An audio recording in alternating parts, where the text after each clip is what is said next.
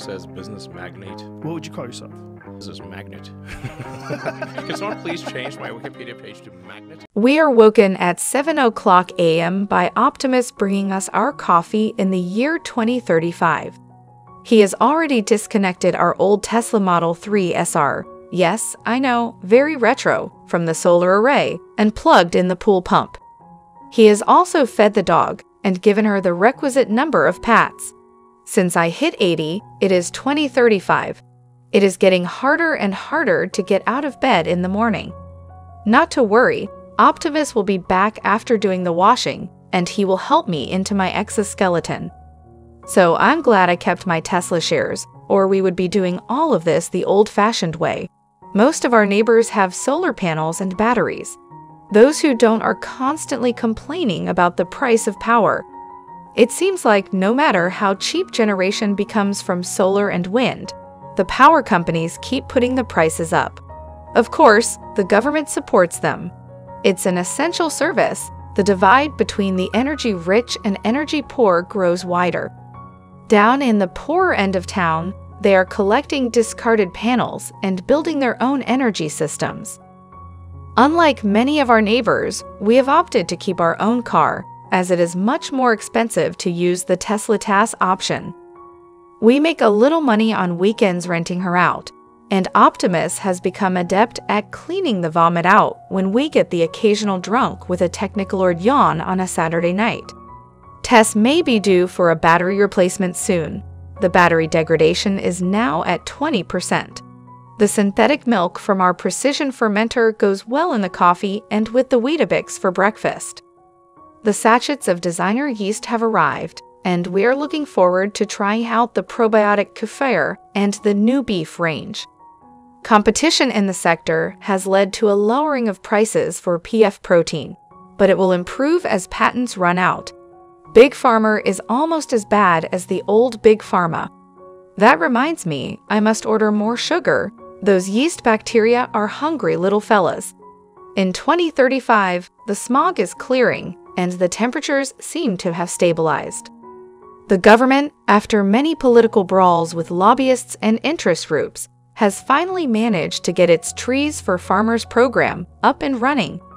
Instead of using millions of acres for cows, they are now being paid to plant and tend to trees. There is hope that the koala can come back from near extinction. There is less and less on the news about catastrophic weather events. Why do they call them a once-in-a-generation event when they happen every year? Insurance premiums are coming down. Perhaps we will be able to afford to insure the house this year. Inner Brisbane is looking good. The council project to convert undercover car parks into accommodation is proceeding well. Soon, the homeless will be out sight and we can feel less guilty. Of course, many of us got a shock when the price of real estate went down due to the availability of multi-story car parks for conversion. You just don't need so much parking space in the city when a car can return to its base autonomously. Yes, Tony Seba was right. The age of superabundance has arrived. Watching Tony Seba's recent conference presentation to the Saudis provoked the vision of a future as hypothesized above. However, there is an alternative view. Can capitalism save capitalism from ecological collapse through catastrophic climate change or techno-Armageddon? Will Starlink become self-aware? Will superabundance be hijacked by the corporations of the rich, keeping developing nations in their place at the bottom of the economic pile? We are independent with power already in 2024, but will that be taken away from us? Is superabundance for everyone? What will the big companies use to tie people up and lock them out? Can we brew our beef and chicken the way we brew our own beer and kefir? Will governments take over our rooftop solar and tax our autonomous electric cars off the road?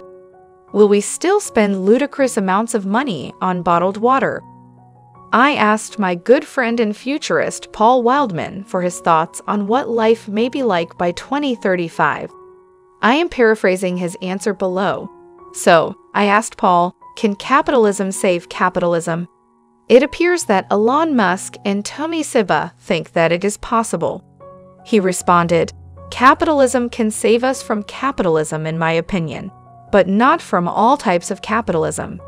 Social democrat capitalism, where social relationships are prime, eco-capitalism, where green is go, yes, but neoliberal capitalism, where the market only is prime, no again, in my opinion.